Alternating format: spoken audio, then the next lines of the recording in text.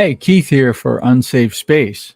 I think you guys just watched me producing on my own and screwing up what I had shown. But anyway, welcome to Rebel Civics on Unsafe Space. Today I'm going to talk about the principles behind a U.S. state constitutionally leaving the Union. I'm going to start with General Robert E. Lee.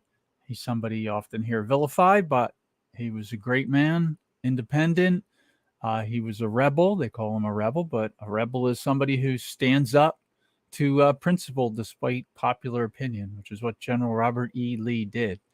I'm going to talk about how and why the government schools lie by teaching that secession is legal. So I just want to start. I called it the elephant in the room before, but secession is constitutional. Secession is legal. And the quickest basis to argue that point is to note that secession is not barred to a state by the U.S. Constitution.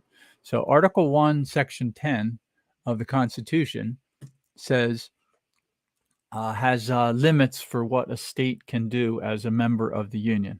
So this is the only place that states are barred as a member from doing a few things. So, for example, they can't enter into a treaty or an alliance. So a state is not allowed as a member of the Union to enter into a separate treaty with another state, another country, using theirs. States can only use gold and silver coin, a tender and payment of debts. That's a fun one because it really says they can't use the fiat dollar of Washington, D.C. But anyway, that's an example. The third paragraph here, no state shall, without the consent of Congress, lay any tonnage, keep troops or ships of war in time of peace, enter into agreement or compact with another state. Anyway, this is a short list here of what states are barred as a member of the Union from doing. Seceding's not in here. So therefore, the reminder that we go to next is the 10th Amendment.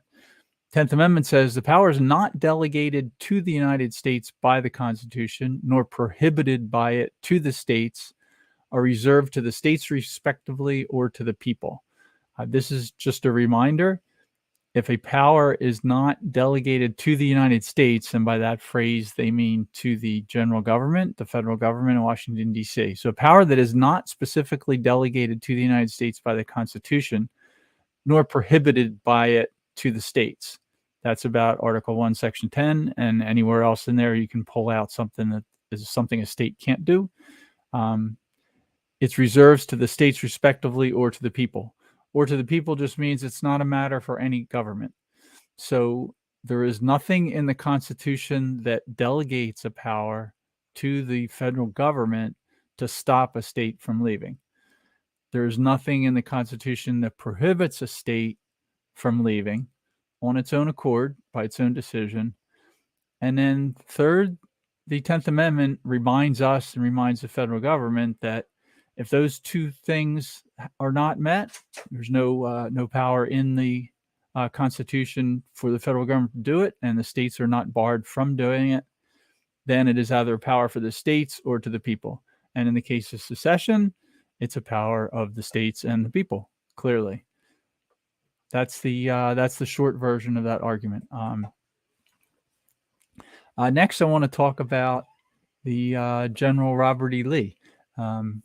And the Declaration of Independence, and what came between the formation of the original Union, 1776 through 1781, 1787 when the Constitution was released, 1781 with the Bill of 1791 with the Bill of Rights. During that period, start with the Declaration of Independence. So if I go to that, there's several sections in here that point out why a state can leave, how and why a state can leave. And here we're talking about the principle. So this is prior to establishment of the Union in the form today. This is prior to drafting and ratifying the Constitution or the Bill of Rights. So the Declaration of Independence happened in the first year of the War for American Independence. Several states had already left Great Britain. They seceded from Great Britain at on July 2nd when this was brought up and passed by the Continental Congress.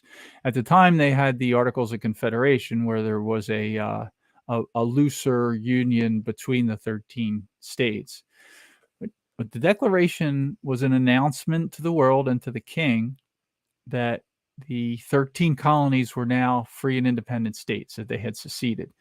So sometimes you hear people call the Declaration a founding document. It's not a founding document. It's a defounding document. It's a secession document. So the Declaration of Independence, the whole thing is a secession document.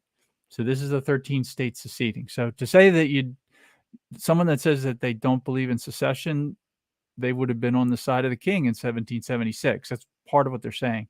It's all one question. Could Virginia leave the state of England in 1776? Can Virginia leave the United States right now? It's the same question. It needs to have the same answer for people that are rationally consistent. So in the second paragraph here, this line here, this is Jefferson's words, finalized by the committee. He said that to secure these rights. So first they're laying out the purpose of government is to establish rights. That to secure these rights, governments are instituted among men, deriving their just powers from the consent of the governed. That whenever any form of government becomes destructive of these ends, it is the right of the people to alter or abolish it. There's a key phrase here. It is the right of the people to alter or abolish it, and to institute new government, laying its foundation on such principles and organizing its powers in such form as to them shall seem most likely to affect their safety and happiness. What the Declaration says is that the people have the right to form their own government. If they are not happy with the government they have, they can alter it, they can abolish it, and they can institute a new government. And that's a fundamental right as a person. Then they go into explaining about the long train of abuses and usurpations. They're explaining why they were throwing off their government.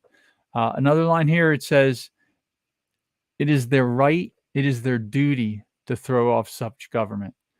So he's talking about the King of England was the example here, but this is general. They hadn't actually gotten to the king yet.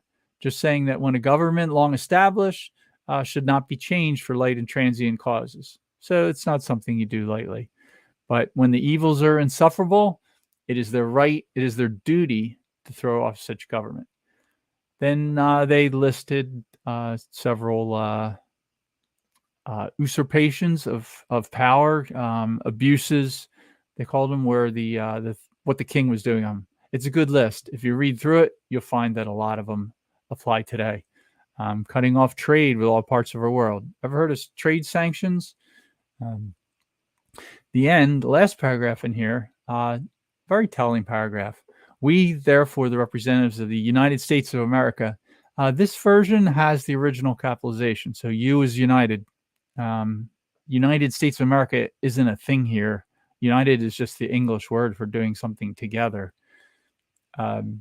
Assembled in General Congress, so they called the Continental Congress.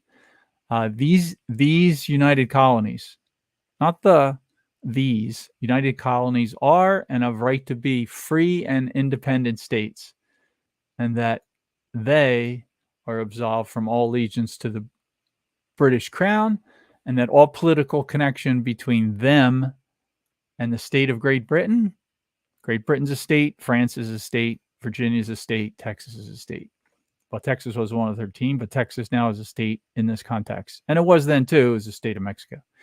Them and the state of Great Britain is and ought to be totally dissolved, and that as free and independent states, again, it's a critical word, they have full power to levy war, conclude peace, contract alliances, establish commerce, and do all other acts and things which independent states may have right to. So a state in the United States can do all other acts and things which independent states may have right to. Support of this declaration, with firm reliance on protection of divine providence, we mutually pledge to each other our lives, our fortunes, and our sacred honor. The Declaration of Independence is a secession document, and it's covering the 13 colonies at the same time. So it's not a document of one entity declaring independence from Great Britain, from the state of England. It's 13 separate states at the same time announcing to the world and to the king their independence. And 4 or 5 of them had already seceded. Virginia was 3-4 months before this. It had seceded from the Union. It was already an independent state. It's just it wasn't announced in the same way until the July 2nd or July 4th when they printed it. Announcement went out. And one more point there, the Treaty of Paris, when the War for American Independence ended and the king left, the king gave up and left when the Americans won, that's 13 separate treaties. So there's 13 separate treaties between England and each state. So Virginia has a treaty with England saying that it is an independent of England. There's no treaty between England and something called the United States. They didn't even use that word them. They use the word these and they and them. So yeah, the United States should have a shirt with its pronouns, and the pronouns are they, them. It's not an it. So I was going to then talk about Robert E. Lee. So I live in Florida. So Florida is a place where you can actually talk about Jefferson Davis, a former president of Florida, Robert E. Lee, the top general in the Army for my state at one time. He was in the U.S. Army. He was actually a quite famous and accomplished and high-level general in the U.S. Army when Lincoln got elected. He was a veteran of several wars and key positions in war with Mexico. He was at West Point at the time, so he was a big guy at West Point. He was asked to lead a part of the Union Army when South Carolina seceded, and Virginia later seceded. He said no. He's a Virginian. Like he couldn't do that morally. He was a Virginian. Like that was not. Once Virginia decided to secede, he left West Point in New York and went back to Virginia, and eventually became the general of the Confederate Army in the CSA, the Confederate States of America. I know Virginia didn't leave right away. Virginia didn't leave until Lincoln started stirring up war, basically. But South Carolina was the first one to leave, so he didn't do it right there, right away. General Lee, Robert E. Lee, was against secession in the beginning.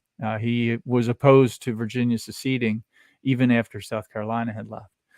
So I have an article here I'm going to talk about. It's in unsafespace.com Substack.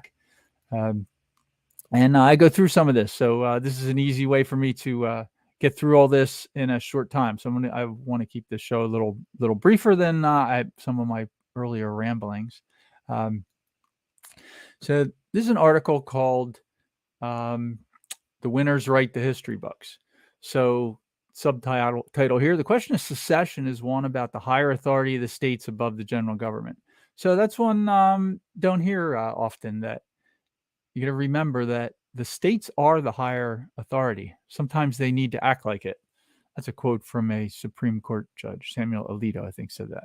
The states are the higher authority. Sometimes they need to act like it. This happens to be a picture my girlfriend took of me saluting General Lee. So General Lee Terrace is a street in my town. Again, I live in South Florida.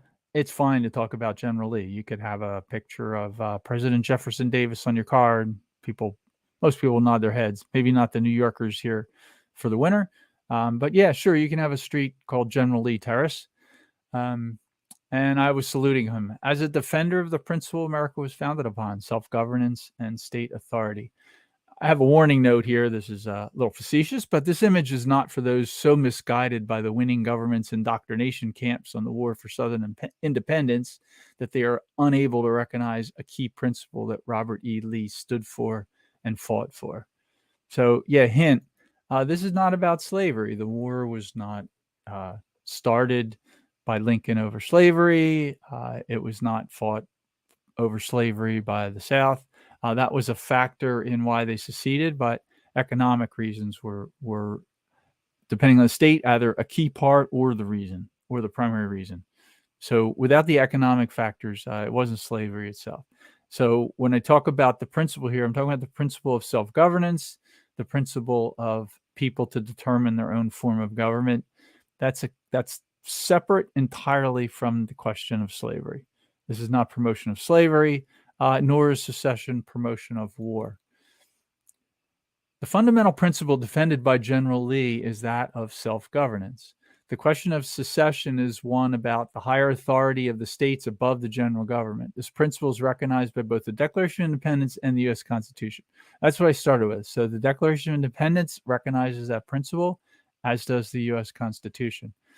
The problem is that winners write history books. So I went to government schools. I've learned that Lincoln was a great man, that he kept the Union together. The problem with that view, generally called the Lincolnian myth, I'm aware now of the myth that is that Lincoln did not keep the Union together. Lincoln destroyed the Union is a better way to look at that. If it's not a voluntary union, then that defeats the entire foundation principle of the United States. So these United States were founded as a voluntary union, and Lincoln destroyed that. The concept that a federal government can resist a state leaving is a Lincolnian myth view of the Constitution, that a state can't leave. Faithful SJWs follow the cult of critical race theory. They demand tearing down statues.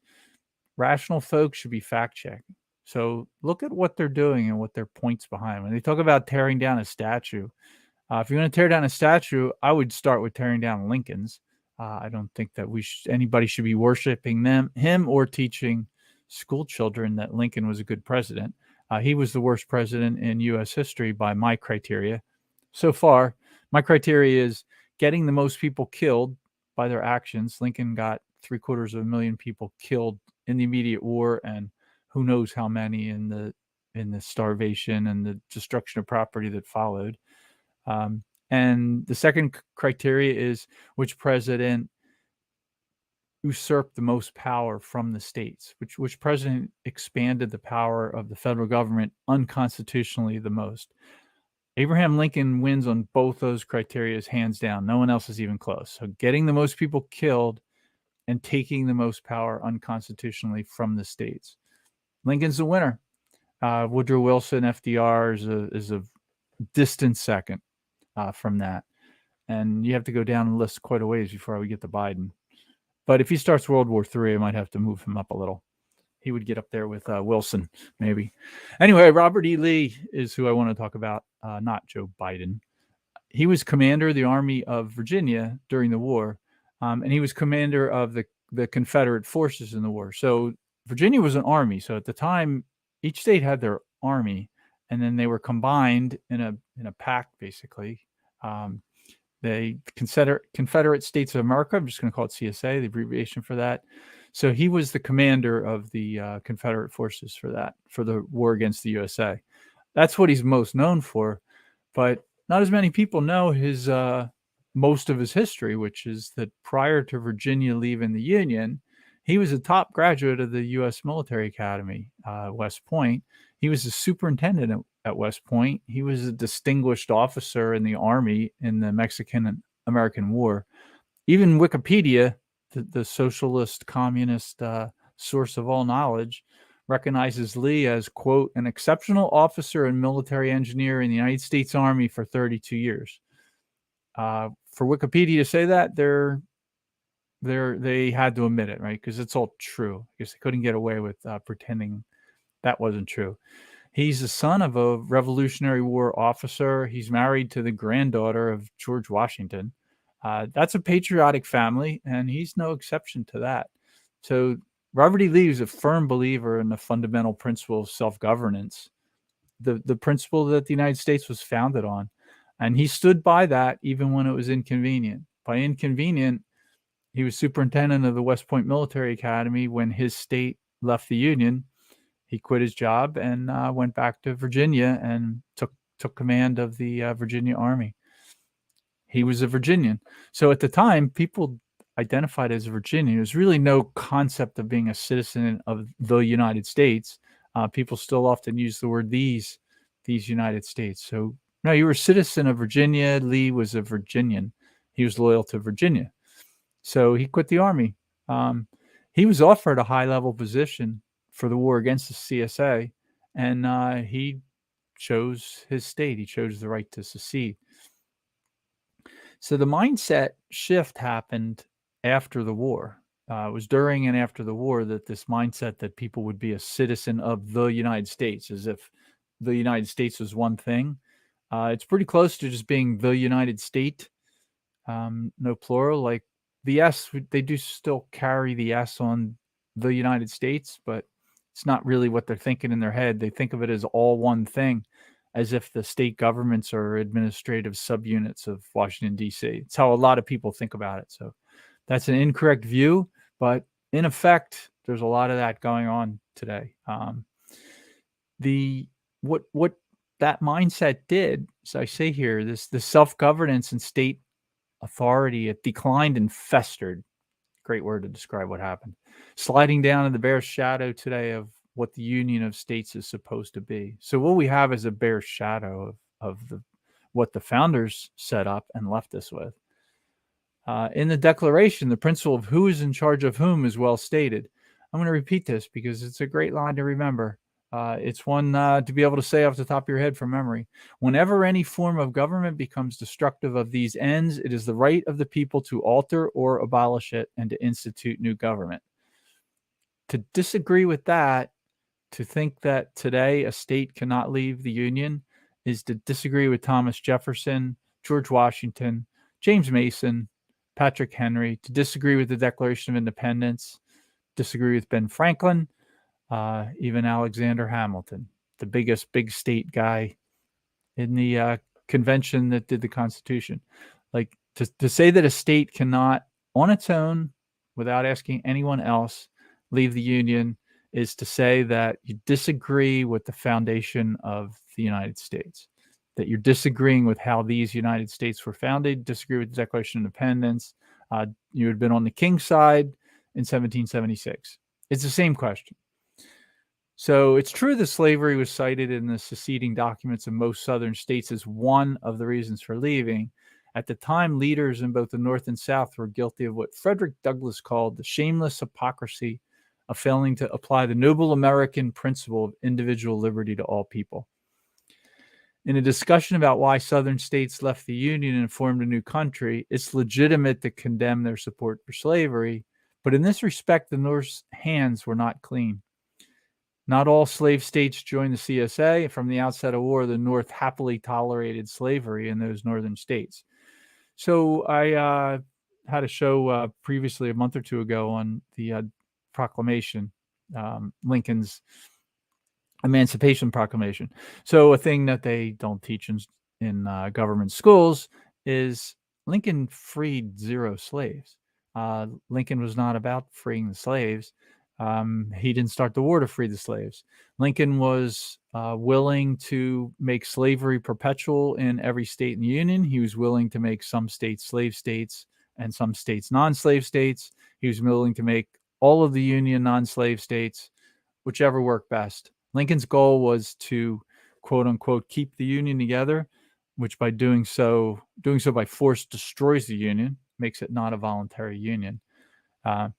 And the Emancipation Proclamation exempted all of the states in the United States and all of the areas in the South that the North had already taken over.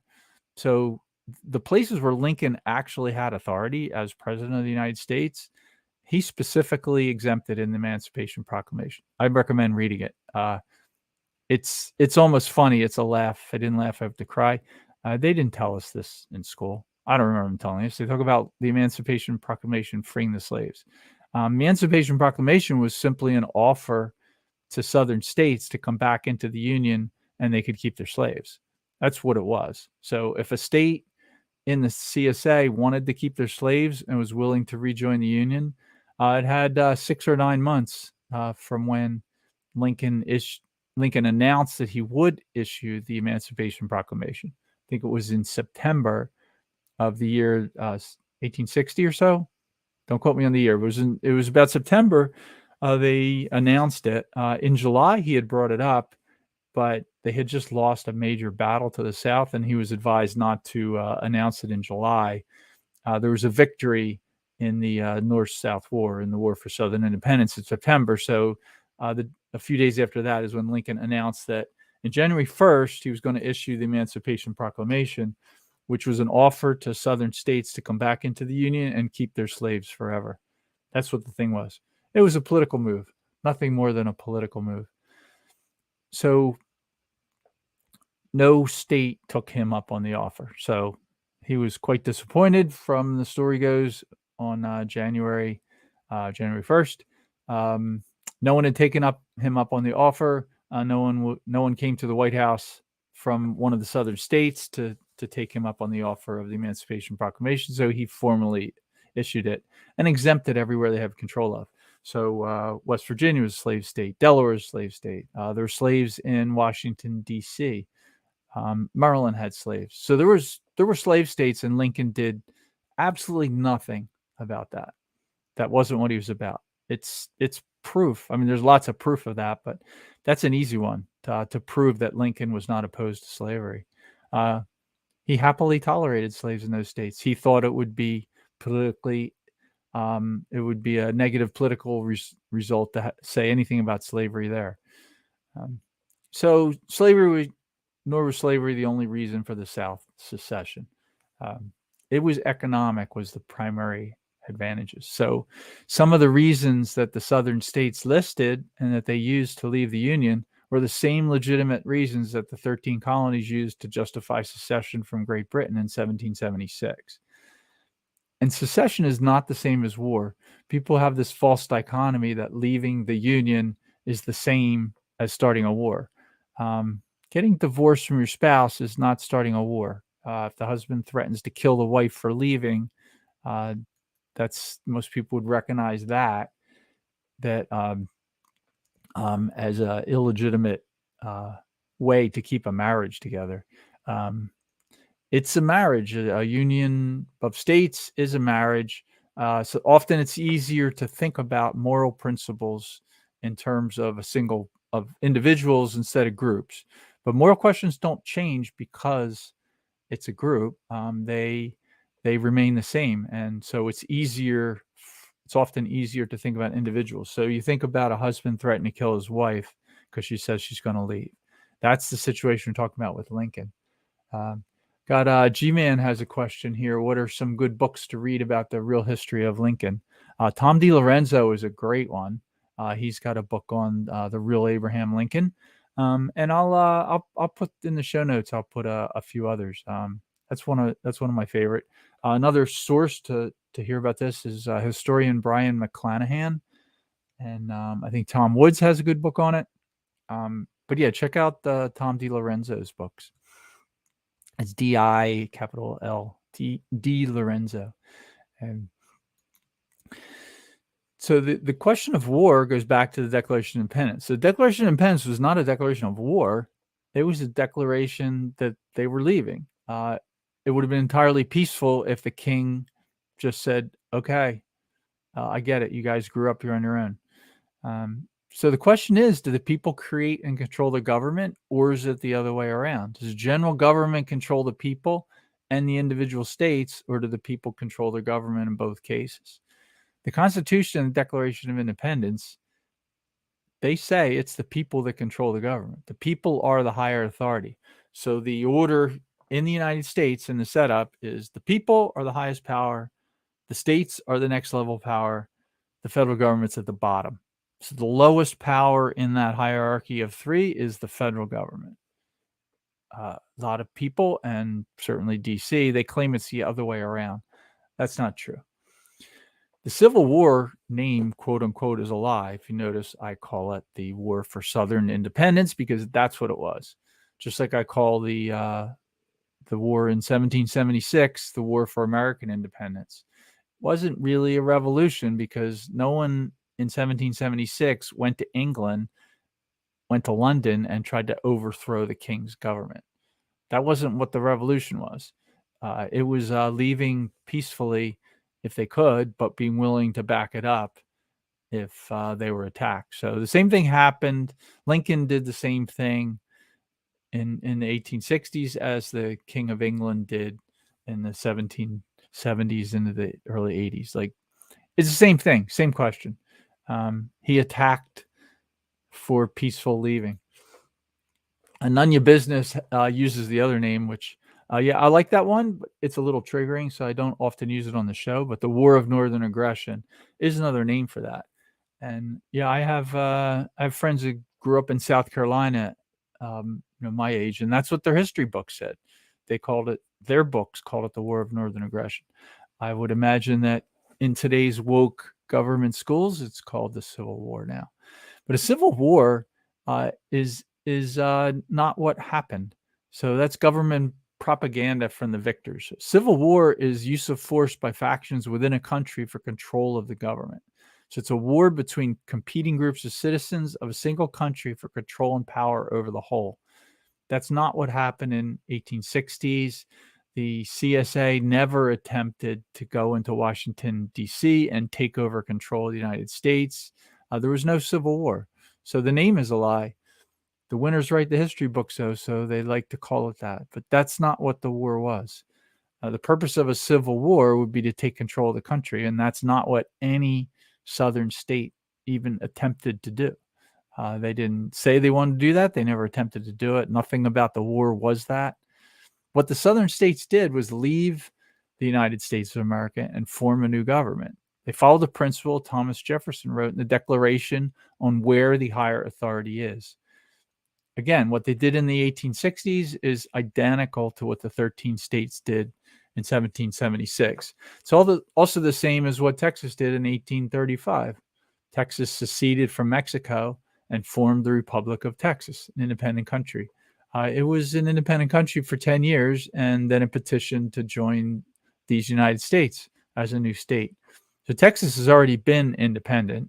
Texas has already seceded 3 times. Texas seceded from Spain as part of joining Mexico. It then seceded from Mexico and then joined the U.S. And then later it seceded from the U.S. The only difference is that in the third case, when Texas seceded from the U.S., Lincoln was president, and he attacked and overthrew the Texans and annexed the territory in the United States. So, yeah, I'm a Floridian, Florida citizen. Texas is in the same boat there. We're not voluntary members of the United States. Our states are not. At this point, most people would say they're voluntary members, but we didn't get into the Union in the current form voluntarily. It was done by overthrowing the state government and annexing the territory. So that's how Florida and Texas became members of the Union. So sure, people bring up the Fort Sumter. So the first shot of the war was by the CSA at Fort Sumter in Charleston Harbor. So after Charleston seceded and joined the Confederate States, the U.S. military still had a base in Charleston Harbor on an island, Fort Sumter. They could have left. There was months of negotiations attempting to get them to leave. When I wrote this, I think I didn't know that the property was actually sold to the United States government or granted to it. So the property was considered owned by the United States legally, which is one of the reasons that the South Carolina government, after it seceded. So when South Carolina seceded, it's its own country. It was before it was CSA. They went to D.C., met with Lincoln, and offered to buy it. They were willing to pay market value and buy the island, small island, and the fort. Lincoln refused. They sold supplies to the soldiers on the island. The U.S. soldiers on the island were free to walk around Charleston unmolested for months. Everybody knew they were there. The line in the sand that the South had drawn was resupplying. So they said, you can't resupply them with weapons. So Lincoln refused to sell it, refused to negotiate, refused to pull the troops. Months and months went by, and he sent resupply ships with weapons, cannons, ammo, and food. So when Lincoln resupplied the ship, the South Carolina government said, no, you got to leave. We don't want resupplies. When the ships came in the harbor, the South Carolina government used cannon shells. They shelled the fort. Now, I don't recall the time, but for something like a day, the ships that were there, which were military, well-armed military ships, they stood off to the side and just watched it. So they sacrificed the fort. Now, no one was killed, as it turns out. They weren't shelling all that hard. They didn't kill anyone in Fort Sumter. No one actually died in that battle either way. It wasn't really a battle. And in the end, the army pulled out and agreed to leave. So that's considered the first battle, even though no one was killed. I mean, I look at the first battle as the one when months later, Lincoln attacked the Virginia army in Northern Virginia, and something like 5,000 people were killed in that one. That's really the first battle. Lincoln could have, at that point, pulled out of the fort and just said, okay, you guys, we're fine. I'm going to read a couple chats here because we get a lot of None of Your Business says the South never intended to control the North. Yep. Texas was the only state not successfully occupied during the war. Yeah, the Texas gave up in the end, but they had a lot of trouble with the Texans. Lincoln used Fort Sumter to start the war. Another comment from chat. It's a false flag. It's the Gulf of Tonkin Institute for the War of Northern Aggression, as you called it. None of your business. So yeah, good comments. I have the number here, about 5,000. So that was from memory, but when I wrote this, I'm sure I checked. So the war was entirely the North attacking the South and the South defending itself. So the war for Southern independence was a defensive war by the South against an aggressor, the North, who intended to attack, kill however many people was necessary, burn cities to the ground, overthrow the government, and then annex the territory. It was an expansion. It was a war of expansion. So Manassas in July 1861, that's the battle I talk about. As I said, the South never attempted to take over Washington, D.C. and rule the United States. That's what a civil war would be.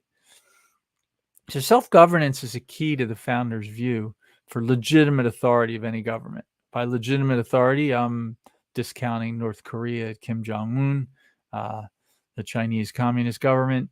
A legitimate authority of any government comes from the people as the highest authority. The states created the federal government, not the other way around. So all power held and legitimately used by the federal government is delegated power from the states, written in the Constitution. The delegation is a temporary assignment of power from a higher authority to a lower authority. Example is the manager of McDonald's tells the French fry guy, your job is to cook the French fries. He doesn't get to go and decide that he wants to be the hamburger guy one day. He has a temporary power delegated to him to cook the French fries. If he doesn't want to cook French fries anymore, he can get up and leave, but he can't just switch to be the hamburger guy. That's what the word delegate means. So the action that the states took with the Constitution, the contract between the states, was to delegate powers to the federal government. It's a temporary assignment of authority from a higher authority, temporary assignment of a power from a higher authority to a lower authority. The higher authority is the states. The lower authority is the federal government. So the Constitution is a compact. It's a legal contract between the states forming the general government. It was written and ratified by the states. The federal government is not a legal party to the contract. It's not a signer of it. It would be impossible for the federal government to have signed the Constitution because it was formed by the Constitution. So after the 9th state ratified the Constitution, New Hampshire was the 9th, that's when it took effect. That's when the federal government came into existence. So the Constitution was written by representatives of the states. It's written by the states. It was ratified by the conventions in the states, ratified by the states.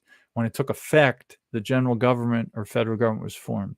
So legally, that contract, the federal government is not part of it. That's why the federal government can't change it.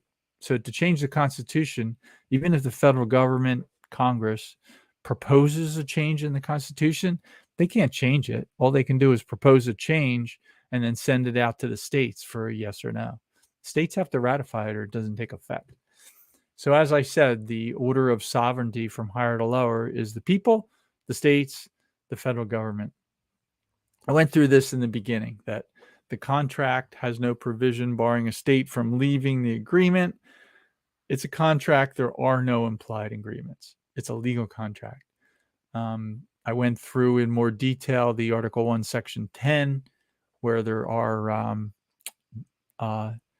authority that is barred from a state as a member of the Union. So, for example, to coin money other than gold and silver, or to make a treaty with, say, Canada, a state has to secede from the Union so that it takes that temporary delegation of power back to its who owns it ultimately, which is the state. It's held by the state, and then they can make a treaty with another state. So the key difference between state and federal authority is that the Constitution lists limited powers that the federal government has to follow, and it lists limited powers that the states as members are barred from doing. So there's a key difference between state and federal authority in the Constitution. So when somebody says a state can't leave because it's not in the Constitution, they're not thinking about it right. A state can leave because it's not in the Constitution. That's the point. Again, the 10th Amendment, as I read it too, but it's such a great one, I'm going to read it again. The power is not delegated to the United States by the Constitution, nor prohibited by it to the states, are reserved to the states respectively or to the people. A great resource on that and what's behind it is the 10th Amendment Center. Check out Michael Bolden's show and Mike Meharry's writing, and the website, 10thamendmentcenter.com. I already went through all this. And the intellectual consistency. To be intellectually consistent requires Virginia leaving England in 1776, letting Texas leave Mexico in 1835, letting Virginia leave the United States in 1861, and letting England leave the EU in 2021. It's all the same questions. The founder said yes, people have the right to determine their form of government. King George said no. Mexican government said no. Lincoln said no. But they were wrong. So the wars were started by the tyrannical governments that said no. They didn't want a state to leave. In the 1780s, the colonies won the war that England started, and they remained independent. In the 1830s, Texas won the war that Mexico started, remained independent. In the 1860s, the opposite happened. The attacking country won and took over the land. The fourth example I listed there in 2021, at the time I wrote this was a year or 2 years ago. Brexit's gone through. So this was shortly after the Brexit vote. Brussels did not send bombers to London to keep England in the EU. There's a peaceful separation with Brexit. So the war for Southern independence was a war between two different countries. It was a war of aggression where one country attacked another one, overthrew it, and annexed the territory. So I like asking this question. Would you have been on the king's side in 1776? Would you have sided with King George against the 13 states? It's against the concept of self-governance. Then ask yourself the same question. How about in 1835 in Texas when Mexico attacked Texas? The Republic of Texas defeated Mexico. And how about 1861 when Virginia when the USA attacked? It's the same question. It should have the same answer. So would you have sided with the king? Would you have sided with Lincoln in the 1860s? Or are you on the side of the principles that Thomas Jefferson so eloquently laid out in the Declaration of Independence? These are good questions. So if you are not in favor of secession, I ask that you think these questions through.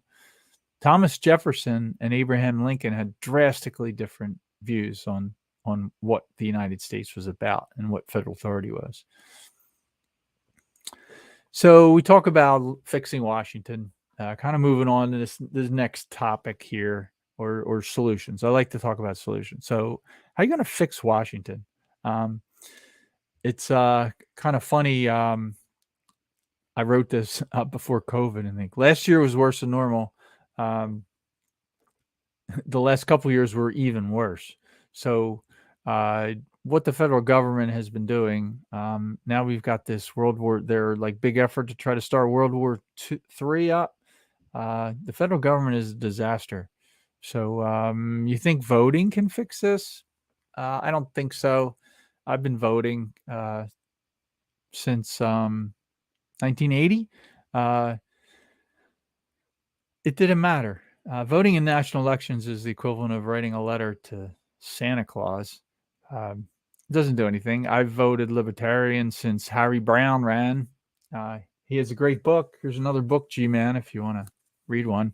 Why Government Doesn't Work by Harry Brown. I would have liked to seen Harry Brown president. He would have paved a great path for Ron Paul as president. But that's not what we got. I don't think we can vote better and get out of this. That's not the best solution. All my life and the last century, I don't think it matters. Not enough to change much. The size and scope of the federal government continues to grow. It doesn't actually matter whether you put the red team or the blue team in. Party politics isn't going to fix it. In a marriage, one party has a right to leave the contract. If the other party objects, force is not a legitimate way to keep the union of two individuals intact. It's the same with groups of people formed in society in a shared government. Common fundamental ideology is needed for a union to thrive. If one party wishes to split off and start a new life, force is not a moral response by an objecting party. Moral questions can't legitimately have different answers for individuals and groups. It's always the same question. If a different answer is arrived at, one needs to examine the premises and fix the faulty ones. So if you have a different answer to the question of divorce of a married couple and divorce of a state from the Union of these United States, then you need to re-examine your premises. That's all I request. Think about it, because moral questions don't change between groups and individuals. So history shows that reining in Washington, D.C. by voting better people is an unlikely path. That's to put it mildly. Without secession on the table as a possible way to handle the problem of the ever-growing federal domination, I fear we can't stop D.C. from continuing its ongoing expansion and overreach. I talked about Florida and Texas. So recently, I've been wondering if we here in Florida should give up and try again with a new government. When I wrote this, I was just starting to ponder this. Now, admin of the Facebook page Flexit, Flexit. If you want to see some writings about secession in Florida, kind of often focused on Florida, but it's a general Facebook group anyway. Yeah, check it out if you're for the people that are still dealing with Zuckerberg and the Facebook. It's a good group. There's a bunch of interesting people in there. That's the Flexit Facebook page. Florida has a constitution. I would like to dust it off and follow its principles. At the time, I didn't realize that Flexit was a thing. Here I kind of musing now. I thought I made this up, but no, Flexit already exists. When I started looking into it a little further, I found that there's a Flexit group already on Facebook. I found that out because I tried to get the Facebook domain. Anyway, yeah, Flexit is a thing. I started posting there, and the person who's admin made me an admin, and I'm by far the most active person on that group. So is Texas in for trying one more time for Texit? Texas has seceded 3 times so far. Texas and how to do it. I talked about that when how they already did it. Texas, in Florida, we're watching you. We could use your experience in secession, and let's put DC on notice. So let me know. It's when I talk about the idea of secession here as putting DC on notice. I think that's key. That's a key thing. So without some bite, without some teeth behind what we tell DC, it's not worth bothering. So if I put solutions in order, voting, tried that one. As I said, voting in national election is equivalent to writing a letter to Santa Claus for an adult. You could run for office. That's a decent solution. You could help somebody else run for office. You think about that would work.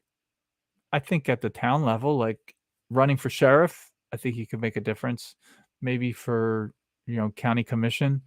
Once you get much up into the state, in a state like Florida, I don't think it matters. In a state like New Hampshire, yeah, small state, at the state level, you could probably accomplish something.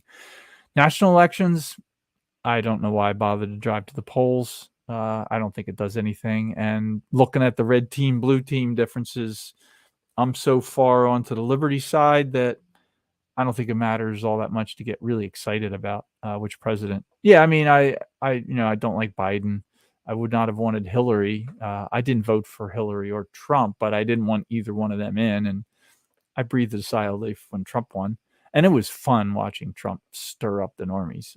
That was a blast. Watching him stir up both Republicans, the hardcore Christian conservative Republicans were totally stirred up. Although now they're Trumpsters, a lot of them. But anyway, it was fun watching Trump. I don't think Trump should run again. If Dave Smith gets the LP nomination, I probably would bother to go to the polls. That would be fun. That would be a fun campaign to watch. But anyway, my point is, voting in national election is not going to fix the problem. DC is too far gone for that. So talk about solutions that are actually effective. You got nullification. Now there's one I think is worth trying. Let's nullify everything. I'm fine with that. Nullify federal gun control laws, nullify the FBI, nullify the Board of Education, the Federal Department of Education. Let's nullify the IRS. I'm good with all that. I think that would help. I would like to do that. But in the end, I think threatening to leave the union will make some people in DC wake up. So I think that card should be on the table always. It's a card that a wife and husband have. You say, if you don't knock this shit off, I'm leaving. And so I think without something with teeth behind it, you're just piddling around trying to fix DC. Raji Schreider says, I vote for Christian monarchy. No, yeah, I'm not voting for that one either. Tyranny of Christians, I don't think would be much better. Suthar says, I would love to see the South rise again in my lifetime. Thank you, sir. Good view. None of your business said, on all really important matters, the parties agree. That's why they take sides on matter of race and LGBTQ. They don't really matter. Yeah, good point. I like the uniparty name. And an earlier comment, we need to return to the Constitution and remove the Commerce Clause, which has been converted to allow laws that give the federal power over everything. I don't think we need to remove the Commerce Clause. Commerce Clause, as written, is perfectly fine. It says that the federal government has, I'm paraphrasing, federal government has the power to regulate commerce between the several states. By regulate, they mean make regular. So they didn't use the word regulate in the Constitution to mean regulations. They didn't even envision the bureaucracy at the time. So regulate to them was like the regulars were an army. An easy way to remember that is like when Patrick Henry did his ride. He didn't say the British were coming. He said the regulars were coming. He was British. Why would he say the British were coming? He was coming. He was British. So, when they had the Battle of Lexington and Concord, when the General Gage ordered the troops to confiscate the ammo and the guns and ammo, basically the powder, but it was a firearm confiscation. That was the British troops went to implement gun control that the king had ordered and General Gage was carrying out. But yeah, the British were coming. The regulars were the name of the troop. So to regulate commerce is to ensure that the states don't violate one of the 10th Amendment. One of the Article 1, Section 10 bans on a state. So a state cannot impose a tariff on another state, for example. That's what the Commerce Clause means. So the problem is the dictionary. So yeah, we don't need to, my view is there's no need to remove the Commerce Clause. We just have to read it and do what it says, not abuse it. So the problem is they think they own the dictionary, so probably doesn't matter what the words say. Got a few more comments. I'm writing in Vladimir Putin next time. G-man. Sure. Right now, I guess I'll just say I'm thinking about what I say because I'm live streaming on YouTube. G-man, if this was a one-on-one conversation, I would probably say something different. But I will say that it is a good thing we have a fairly level-headed guy, Vladimir Putin, involved in this Ukraine thing, because if it was just Biden and the war hawks in Washington D.C., we would probably already be in nuclear war. They're doing their best to stir them up. We're still waiting for a second confirmation on the bombing of the Nord Stream pipeline, but it certainly smells like a U.S. thing. That Seymour Hersh article makes it look like that was. So I'm surprised, or maybe shouldn't be surprised, but Germany has not taken any noticeable action or even really talked about it much. It's an attack on Germany just as much as it was an attack on Russia. And whoever did that committed an act of war against Germany. That's not good optics. So it'll be interesting to find out what happens when that finally comes to light. It's scary and interesting, I'll just say. So yeah, right in Vladimir Putin. Last election, I wrote in Thomas Massie. I did not want Trump, and I sure didn't want Biden. The Libertarian Party candidate, quote unquote, the Libertarian Party candidate wasn't a libertarian, so I don't want to vote for him. The Green Party and those other parties, they're all batshit crazy. So I didn't vote for any of them. Anyway, I wrote in Thomas Massie because he's a guy, he's the best guy in Congress, in my view. And he's already going to Washington, D.C. I wouldn't wish that job on anybody. So I wrote him in. Somebody wrote here, Sotuner. Oh, as to the Nord Stream, I highly doubt it wasn't the U.S., although I believe that Norway aided the SEALs in accomplishing that op. Yeah, and if Seymour Hersh is right, it wasn't the SEALs, and the reason he said it wasn't the SEALs is that the SEALs are part of special forces and that all SEALs operations are required to be told to one of the congressional committees first. So Seymour Hersh at least said they used a Navy dive team that was kind of just to regularly do construction and clear harbors and stuff. That's what they use. Yeah, now, as far as Trump goes, somebody brought up Trump again. I don't, at least I hope, Trump would not have ordered the Nord Stream pipe bombing. I think he would have looked at that as something stupid, because it is stupid. Biden, it's plausible that Biden went along with it. Biden said a year before the bombing that if they completed Nord Stream 2, that the United States would do something about it, and they had the means to stop it. He was, according to Seymour Hersh's article, a lot of the people that knew the plan to take out the pipeline were astonished that he would be so candid and maybe give it away. But I don't know. He still has not disclosed. He's not going to disclose his sources. And I can understand why his sources probably don't want to commit suicide. So, yeah, I don't expect him to disclose his sources. God, imagine if Stalin was still in charge. If Stalin was in charge of Russia, I know Russia's pretty small. I don't know if Stalin could do more than what Putin's doing. And I don't think with the Russian people today, if Stalin got into power after what's happened the last 3-4 decades, I don't think Stalin could get very far. I think that would cause a civil war. That would cause a civil war. All right, I'm not going to get too far into the Trump and Biden thing. Yeah, I'm gonna stop reading comments. Thanks all. You got some interesting comments. I'm gonna go back and look at the ones that I missed here, but I will read this last one. This is evidently a reference to Biden. None of your business said he is too senile to remember what he is and is not supposed to say out loud.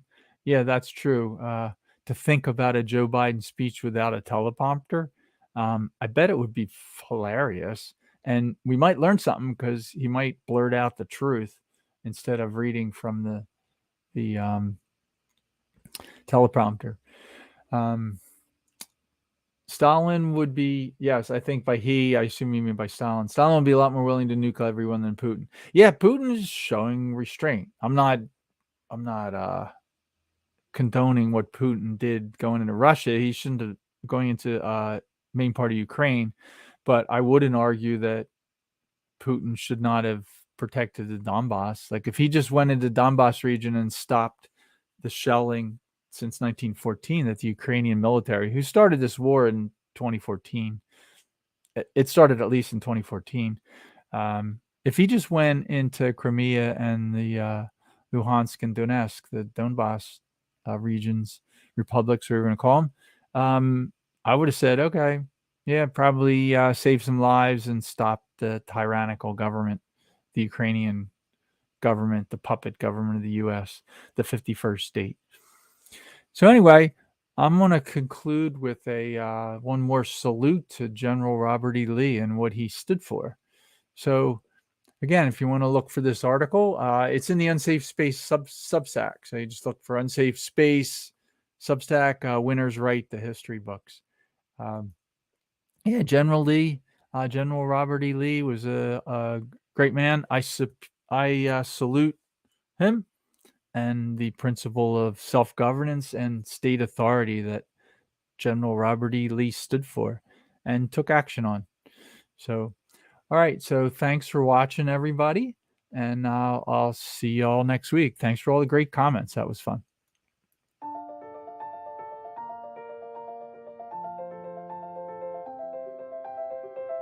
This production was made possible through the generous support of our members. To join our community, visit unsafespace.com. Unsafe Space is an online publication for individualists interested in subverting authoritarianism and ushering in the next Enlightenment. For biting analysis and nourishing composition, or to sign up for our weekly news brief, The Abstract, visit unsafespace.com. Thanks for joining us today.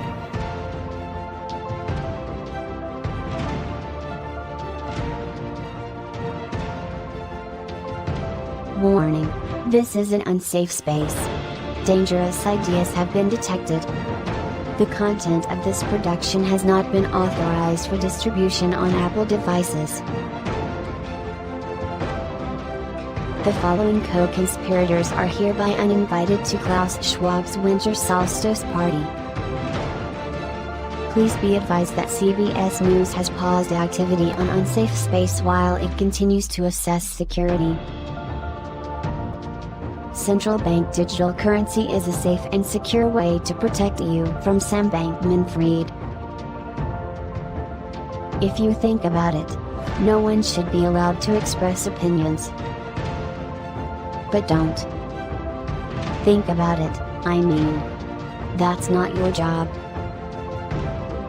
Thinking has been scientifically proven to be less efficient than compliance. Science, scientific, and scientifically are registered trademarks of the World Economic Forum. Unauthorized use is prohibited. Computer voice courtesy. Never mind, that last line is misinformation. Please disregard it and return to your safe space immediately. There will be cake.